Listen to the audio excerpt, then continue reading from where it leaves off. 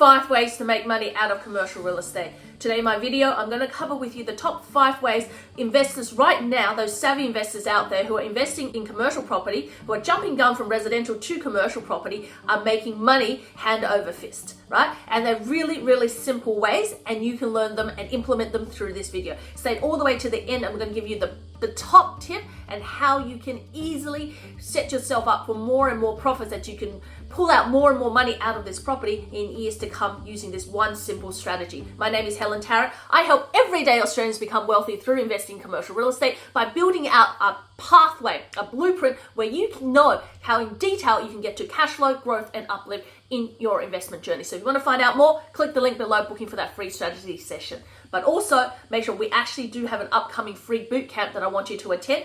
I'm going to share with you all the strategies in commercial property that you should be learning if you really want to profit through commercial real estate. So make sure you join us there. So let's get started. 5 ways to make money out of commercial real estate. The number 1 way is cash flow. So if you're a lazy investor, let's say you're really, really busy, right? And you're at the moment might be working as for a high level, like say you're a doctor, you're a surgeon, or you're a partner in a law firm, or maybe you just work for someone who is like me, who works all the time, who enjoys and loves to work, but you're working 60, 80 hours a week and you just don't have time to look after investments. Commercial property is really good for this, for making you side cash flow. It's like a little side hustle you don't have to take care of, and that is passive income. So cash flow from commercial real estate. Yes, in this day and age, you can still get cash flow. You can still get 6.5%, 7% yield in your real estate investment through commercial property. That gives you instant cash flow the day you buy it and settle on that property. So you sit back and you get cash flow 5, 10, 50,000, depending on how much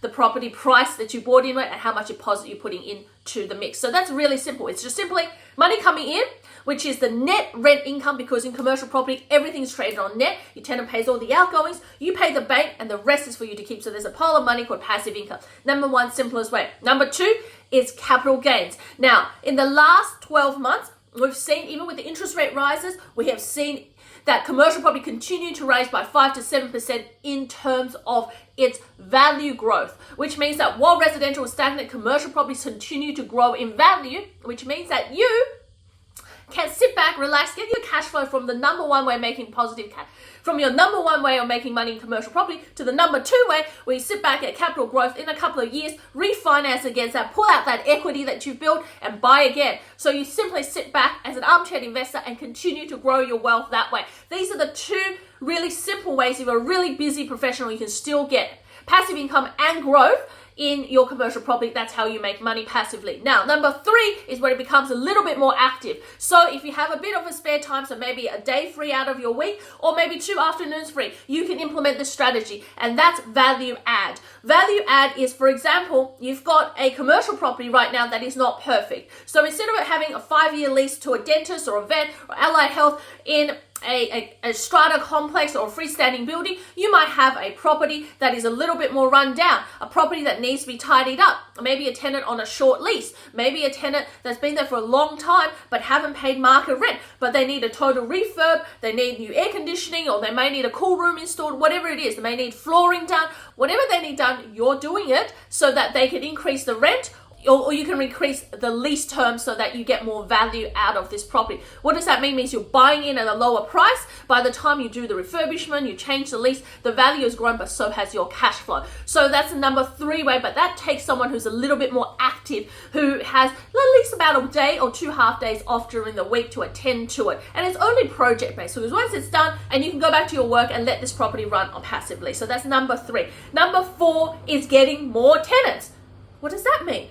Right? What does getting more tenants mean? It means, for example, you have a premise, a very large premise that your current tenant does not fulfill the need of. So let's say your tenant has a whole floor space of office space. This is where I love office space and retail spaces, because you can do it so much easier with office spaces and retail space in comparison to industrial, right? Industrial, very hard to divide up. A warehouse, access, roller doors, where the office, where the aircon, all of these things are much, much harder, right? Especially with the roof being so high, all your fire and compliance, right? But retail and office, you can do that. You get a large premise, 500 square meters. Your tenant at the moment might be renting the whole premise, but go to them and say to them, hey, would you like to only take 250? I can cut up the other 250 into little lots of 50 and charge more rent. And therefore, not only have I added value add, But the key to it is that I got more tenants. More tenants means more security in the future. If one tenant wants to leave, I'm never going to be short of a tenant to pay my mortgage and give me passive income. More tenants, but also more tenants that pay more money. More tenants that are higher level tenants. So for example, you're swapping out a mum and dad tenant who might be running a takeaway shop with a Subway, right?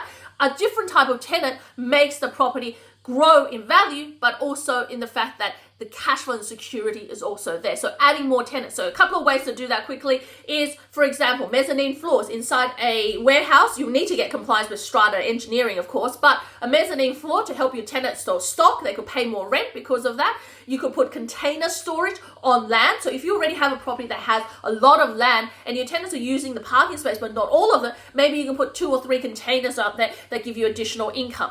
Create more lettable areas. So let's say you have a restaurant tenant, but they need an alfresco dining. You can do an extension for them. Or you could perhaps have a building that has the front part being used by a retail tenant, but the back part might have a shed that you can convert into a bigger warehouse for a different type of tenant if you have rear access, right? So these are the simple things you can add more tenants, but also there's other value add ways to add more tenant, which is simply like your telcos on the top of your roof, your ATMs or your solars, right? They're all about having different types of tenants in there, different streams of income. So the fourth strategy is about having different streams of income coming into your commercial property so that you always safeguard it and you're always going to make more money, more cash flow and more value, right? And then, of course, we come to our final one, which is number 5. It's the ultimate money maker in the commercial space. Don't forget, if you do want these strategies implemented, make sure you click the link below and book in for that free strategy call and subscribe and hit the bell so that you know when every one of my videos comes up, because I can help you build financial freedom in the next 12 months through commercial property. All you have to do is book in for that strategy session and, of course, attend one of our latest boot camps and events. So what is the number 5 strategy? Number 5 strategy is about change of use. Now, a lot of people don't realize the change of use means that you can actually get a better quality tenant, but also the value of your property can actually double. So for example, you have a property that's in a residential zone, but it's been used for commercial, right? Because historically it's been used for commercial. So let's say that originally it's very near the town center. So you're going to find these properties in regional and metro very close to the town center. They might be near a hospital. They might be near a shopping strip, or you find them all around suburbia. It doesn't have to be in regional areas. They might be used to be an old industrial area that's converted now to more residential. So it's now have a residential zoning. However, it's been used for commercial, so historically it's been used commercial, or it might have mixed zoning allowing for commercial or residential. Now, at the moment, it might be occupied by a residential property, or it might have a commercial tenant that's not doing a lot. Now, changing that use, you could take a residential property, convert it into a childcare. You could take a residential property and convert it into a medical center, a dentist, surgery, a vet clinic. All of those things are really high-end, top of the level tenants, which is going to deliver you better in terms of cash flow, better in terms of value growth, and also better utilization of that space as well. So the backyard space, the front yard space will be converted to car park. So that change of use actually changes the value of your property. That also means that you could take a residential property, take it into commercial, a warehouse property, make it into an office or retail. Now, the latest trends that I'm seeing as the industrial areas are being pushed out because of the urban sprawl in the areas that are nearer to the CBD, so Melbourne, Sydney and Brisbane, like within the 10K or even 15K radius, a lot of those industrial areas have been pushed out further into 30, 50, 70 kilometers if you're in Sydney, right? It's because those land value have gone up and simply your industrial tenants just cannot afford it. Because let's look at it. Industrial tenants pay around $200 to $300 a square meter.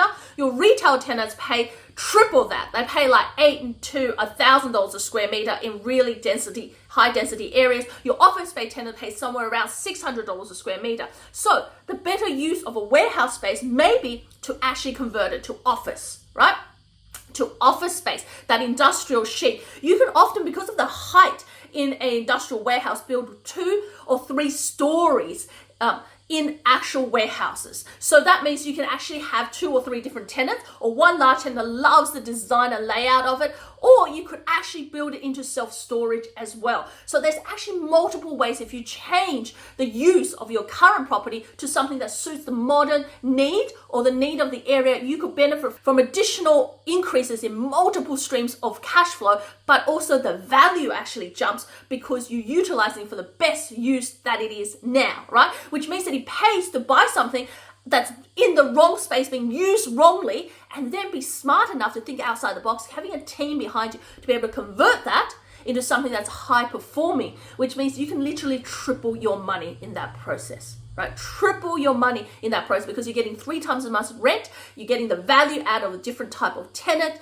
and also that demand, which gives you the trifecta effect. So if you can find that, that's the diamond in the rough, and that's the key to making exponential profits in commercial. Again, if you want help in that area, or if this video has resounded with you and you need it in practice, do comment below, do engage with us, join one of our live events, and let us help you build financial freedom through commercial property. My name is Helen Tarrant, and I look forward to seeing you in the next video. Bye for now.